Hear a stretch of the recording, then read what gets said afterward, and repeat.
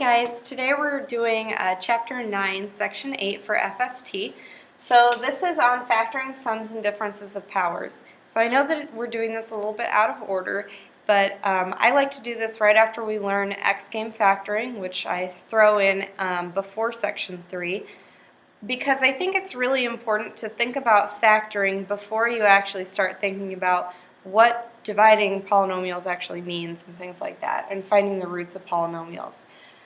So we have a couple different factoring formulas, and you will have these available for you on the test, so you do not need to memorize them, but I would suggest memorizing at least the difference of squares for your future math classes. So the difference of squares formula is a squared minus b squared equals the quantity a plus b times the quantity a minus b. So whenever you see two numbers that are squared, for example something like x squared minus 9, okay, notice that x squared is a square number and 9 is a square number. What you can do is you can factor that out using this formula. Okay, we can do the same thing with the sum of cubes. So this formula is a cubed plus b cubed equals the quantity a plus b times the quantity a squared minus ab plus b squared. So again, if you have some sort of sum of cubes, for example something like x cubed plus 27, okay, where x cubed is cubed and 27 is a cube number, we know that we can factor that out using the sum of cubes formula. We also have a difference of cubes formula, so the same type of thing, it's just a little bit different. We've got a plus sign instead of a minus sign here and a minus sign instead of a plus sign there. And then we've got our sums and differences of odd powers theorem. So this is whenever you have a sum of some sort of odd power, so like x to the 5th plus 32. Okay, so x to the 5th, that's x to the 5th, and 32 would be 2 to the 5th, so that would be a sum of a 5th power, and you could use this formula to write it out. Okay, let's do some examples. So for the first one, we've got x squared minus 36. Right off the bat, when I look at that, I notice that that is a difference of squares. And I say that because x squared is a square number and 36 is a square number, and I'm subtracting it, so I know that it's a difference of squares. So I can use my difference of squares formula. So I'm going to rewrite this as x squared minus 6 squared. So I figured out what were the roots of those squares, and I wrote them as square numbers instead of as x squared minus 36. So this tells me that my a value is x and my b value is 6. So now I can use that formula and I can write this as x minus 6 times x plus 6. So now it's factored, easy as that. Okay, my next formula, I've got x cubed plus 8. So looking at that, I can see that that is going to be a sum of cubes because x cubed is cubed and 8 is 2 cubed. So they're both cubed numbers. So I'm going to start by writing it as my two separate cubes. So I can say this is x cubed and this is 2 cubed.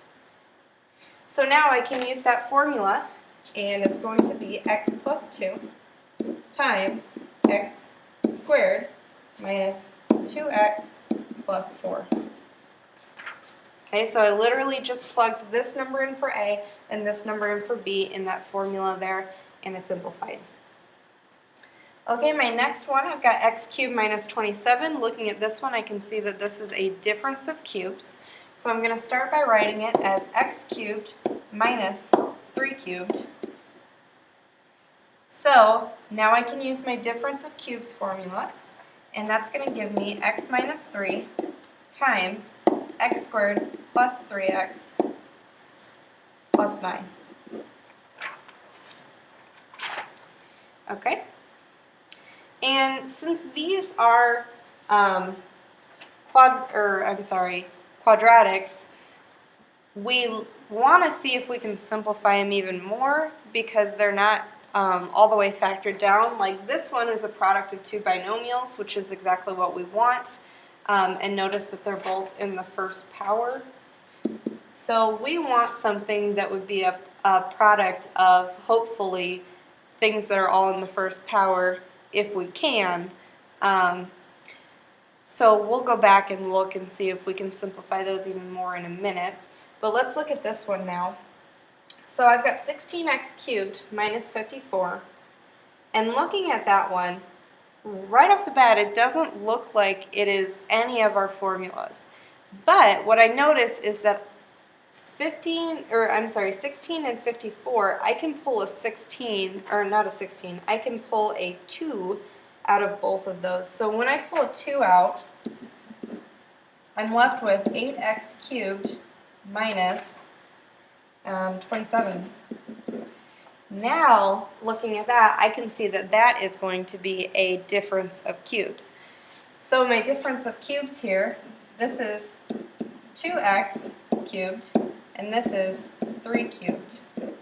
So now I can use my difference of cubes formula, and I get 2 times x minus 3 times x squared plus 3x plus 9. So that's going to be my factored form for that formula. Now I'm going to go back and look at each of these and see if I can factor these quadratics anymore using the factoring methods that we've already looked at in the past. So x squared minus 2x plus 4, let's try using the x game on that and seeing if we can factor that anymore. So I know I'm looking for two numbers that add to negative 2 and multiply to 4. So two numbers that add to negative 2 and multiply to 4, well, that could either be 4 and 1, 2 and 2. Those are the only numbers that I could get that multiply to 4. Therefore, I cannot factor this using the x game, so this is going to be my factored form. Okay, I'm going to go down here and I'm going to do the same thing. So x squared plus 3x plus 9, thinking about using the x game with that, I know I'm looking for two numbers that add to 3 and multiply to 9. Okay, so thinking about that, that could either be 1 and 9 or 3 and 3. Neither of those would work with my x game, so I know that I cannot factor that anymore. And you'll notice that this one is the same thing, so again, I can't factor anymore. These are my final factored forms.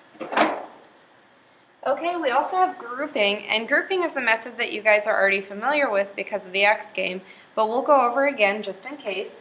So this is a factoring method that can sometimes be used for polynomials with 4 terms. It is similar to the process we use to undistribute when factoring quadratics. So here I've got x cubed minus 3x squared plus 5x minus 15. I'm going to start by grouping these two together, and then I'm going to group these two together, and I'm going to pull out the largest common factor that I can from each of these terms.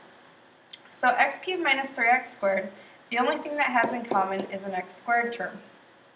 And when I pull that x squared out, I'm left with x minus 3. Over here, 5x minus 15, I can pull a 5 out of that one, so I can say that's plus 5. And then when I pull a 5 out, I'm left with x minus 3. So you'll notice that now that this term and this term are the same thing, I can rearrange this equation so that it looks like x squared plus 5 times x minus 3. Okay? So now I want to check and say, can I factor this anymore?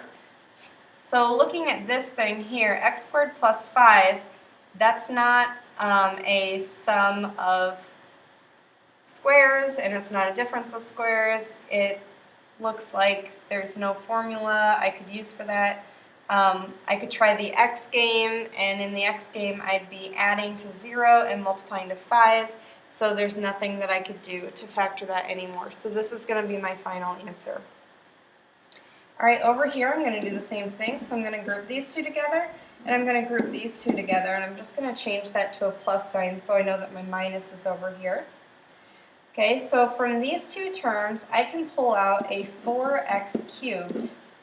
And when I do that, I'm left with x plus 3. Okay, over here, I've got negative x squared minus 3x. So I can pull out a negative x. And when I do that, I'm left with x plus 3. So again, I've got those x plus 3 terms, and they're the same thing. So I know that I can rearrange this into 4x cubed minus x times x plus 3. Okay, now I need to think about, can I factor this anymore?